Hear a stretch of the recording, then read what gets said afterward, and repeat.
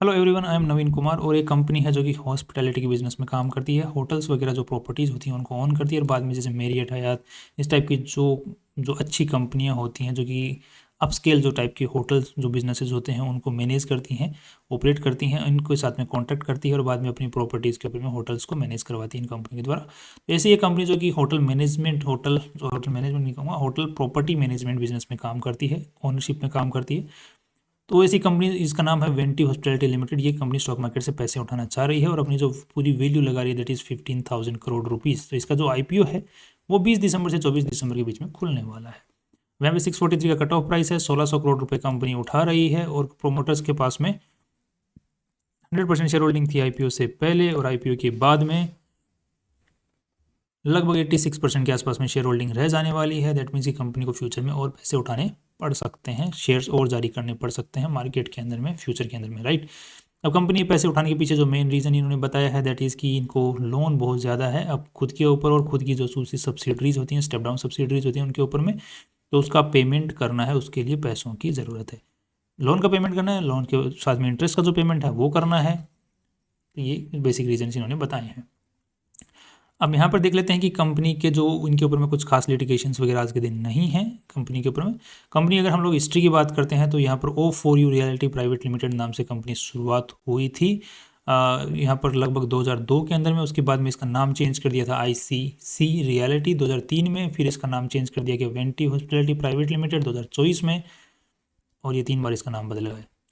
Next अगर हम company के माइलस्टोन्स की बात करते हैं कि कंपनी ने कब कब माइलस्टोन्स अचीव किए हैं, कौन कौन सी होटल्स को कब कब इन्होंने इनोग्रेट किया है, तो उसके बारे में यहाँ पे लिखा हुआ है, you can always read out.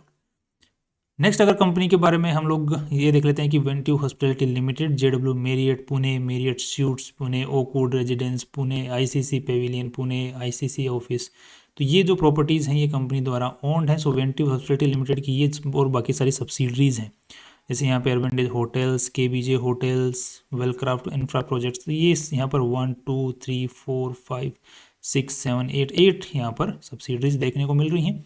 इसके बाद में स्टेप डाउन सब्सिडरीज भी देखने को मिल रही हैं लगभग 3। तो यहाँ पर जैसे मालदीव्स में कंपनी की 3 प्रॉपर्टीज़ के आसपास में है, तो उनको मैनेज करने के लिए इनके पास में 2 कंपनियाँ हैं, राइट। इसी तरीके से इनके पास में और होटल्स हैं, दूसरी प्रॉपर्टीज़ हैं, तो उसके लिए फिर इन्होंने काइंड ऑफ अलग अलग कंपनियाँ खोली हुई हैं, प्रॉपर्टी के अनुसार अलग कंपनी इन्होंने खोल रखी है। बिकॉज होता क्या है कि कुछ कंपनीज, कुछ प्रॉपर्टीज़ के अंदर में इनका पूरा ओनरशिप है, कुछ प्रॉपर्टीज़ के अंदर में इनका आधा आधा ओनरशिप है, तो उस टाइप से भी ये कंपनी काम कर रही है। आज के दिन कंपनी के पास में अगर हम एम्प्लॉयज़ की बात करते हैं तो 2792 एम्प्लॉयज़ काम कर रहे हैं। सबसे ज़्यादा जो एम्प्लॉय काम कर रहे हैं that is here 561, that is JW Marriott Pune, काफ़ी बड़ी प्रॉपर्टी है। कंपनी के पास में जो इंटेलेक्चुअल प्रॉपर्टी है दैट इज़ वेंटिव, तो ये जो लोगो है ये कभी तक रजिस्टर्ड नहीं हुआ है, हो जाएगा। ये कुछ प्रॉपर्टीज़ हैं, जैसे मालदीव्स की ये जो प्रॉपर्टी है पूरी की पूरी, ये कंपनी के पास में काफ़ी लंबे टाइम के लिए लीज पर ली हुई है by the government of that country, और उसको फिर ये कंपनी इसी प्रॉपर्टी को मैनेज करती है, अच्छे टाइम के लिए लीज पर ले रही है। ये भी मालदीव्स की प्रॉपर्टी है, राइट। तो इस टाइप से इनके पास में लग्जरी प्रॉपर्टीज़ हैं, लग्जरी होटल्स की जो हैं इनके पास में हैं, जिनको ये ऑपरेट करते हैं।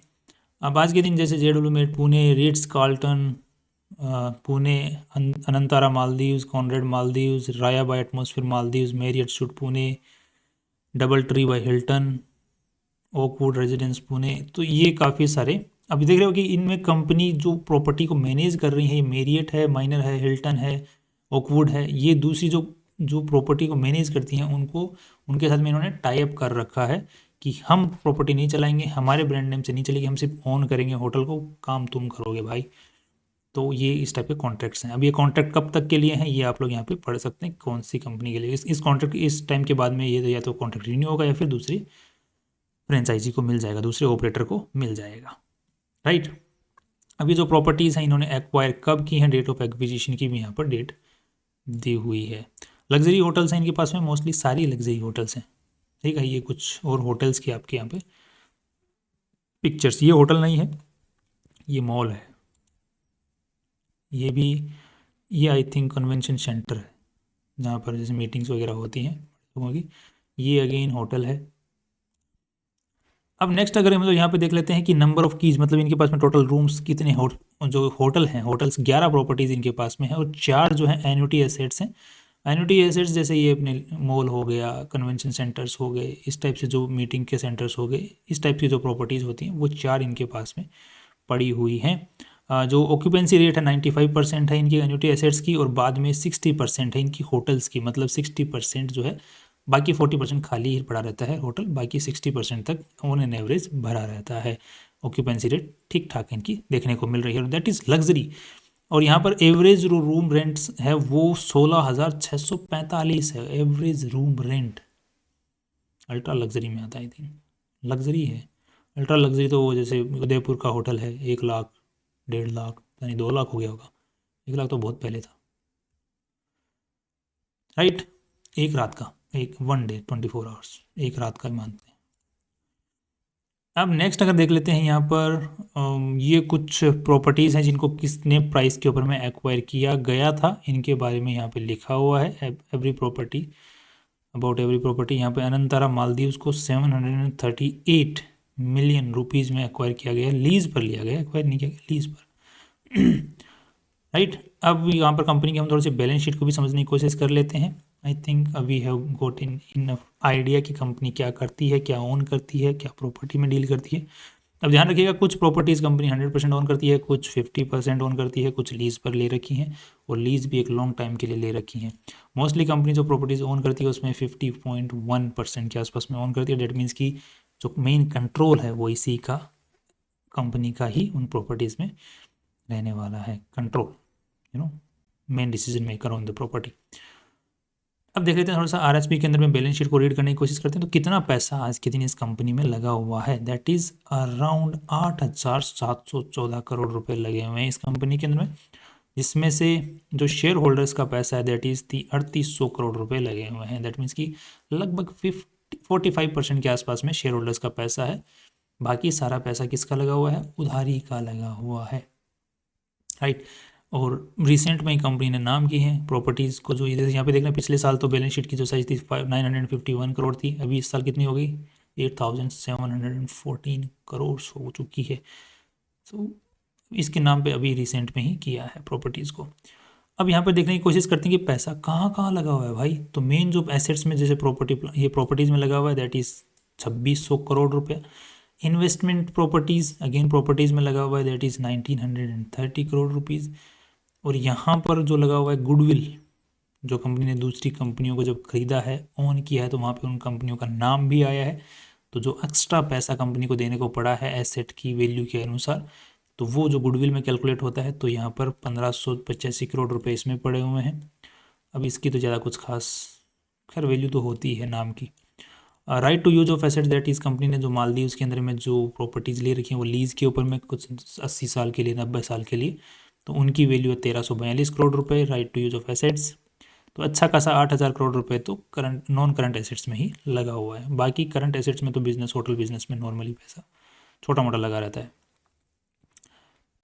अब नेक्स्ट देख लेते हैं कि अब यहाँ पे लोन का मतलब 55% के आसपास में उधारी का पैसा है कंपनी के अंदर में। दैट मीन्स इसीलिए कंपनी बोली कि हमें उधारी चुकानी है भाई, सच में चुकानी है। अब क्यों चुकानी है उसके पीछे भी रीज़न देख लेते हैं कि यहाँ पे अगर हम लोग फाइनेंस कॉस्ट को देखते हैं तो इस साल कंपनी ने कितने, कब का है ये, सितंबर, मतलब 6 महीने के अंदर में 83 करोड़ रुपए दे दिए हैं इंटरेस्ट के अंदर में। दैट मीन्स कि 160 करोड़ रुपीज़ ये इंटरेस्ट में पे करने वाली है एक साल के अंदर में। दैट इज़ टू मच, ठीक है। अगर ये पैसा बच जाता है इन्वेस्टर से पैसा यहाँ पे उठाने के बाद में, तो that would be a great deal, right. अब नेक्स्ट देख लेते हैं कंपनी का रेवेन्यू किस तरीके से बढ़ रहा है। रेवेन्यू इज़ 2022 में 229, फिर 430, यहाँ पे 477 एंड 472 करोड़ का सितंबर तक कर लिया है, 372 करोड़ तक का सितंबर तक कर लिया है। दैट मीन्स कि लगभग 700 करोड़ के आसपास का रेवेन्यू जनरेट कर लेगी आराम से, इतने तो कर ही लेनी चाहिए। और कंपनी का जो नेट प्रॉफिट है वो प्रॉफिटेबल हो जाना चाहिए, प्रोबेबिलिटी है यहाँ पर, राइट। क्योंकि यहाँ पर 166 करोड़ पिछले साल नेट प्रॉफिट कंपनी ने निकाला था, comprehensive income for the period net of tax, right. अब यहाँ पे 25 करोड़ रुपीज़ नेगेटिव में है। तो आई थिंक कि अगर रेवेन्यू जनरेट अच्छा खासा कर लेगी, बिकॉज होटल बिजनेस के अंदर में कुछ ऐसे खर्चे जो फिक्स होते हैं, आई थिंक इसको अब तक तो पॉजिटिव हो जाना चाहिए था, but we are hoping for the best कि यहाँ पर पिछले साल अगर 166 करोड़ है तो इस साल लगभग लोन का पैसा चूक जाएगा। चूकने के बाद में आई थिंक अगले साल तक नहीं, अगले से अगले साल तक लगभग 300 करोड़ के आसपास में बन जाना चाहिए, बिकॉज इंटरेस्ट का पैसा बहुत ज़्यादा यहाँ पर जा रहा है। यहाँ पर देख रहे हो 83 करोड़ रुपीज़ गए, पिछले साल जो है 47 करोड़ रुपीज़ ही गए थे।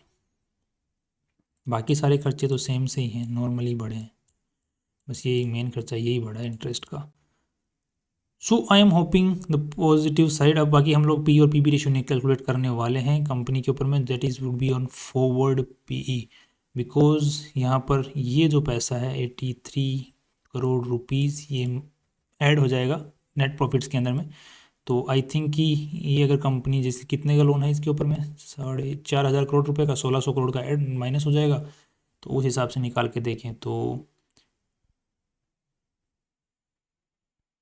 60 करोड़ रुपए के आसपास का इनके पास में मुनाफा बचना चाहिए। तो 60 करोड़ रुपए अगर हम इसमें ऐड कर देते हैं, 250 करोड़ रुपए तक का वैसे चला जाएगा, 250 नहीं 230 और बाद में थोड़ा सा रेवेन्यू इंक्रीज के अंदर की वजह से प्रॉफिट होगा कंपनी को, बट डेप्रीशिएशन में पैसा खर्च हो जाएगा।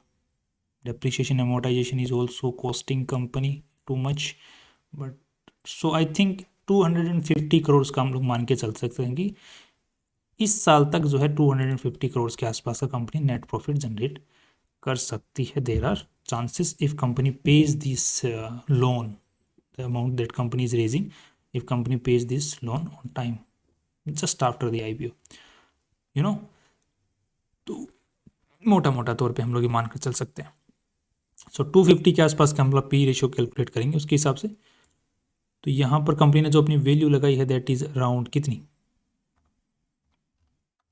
1 सेकेंड, यहीं पे तो लिखी थी 15,000 करोड़।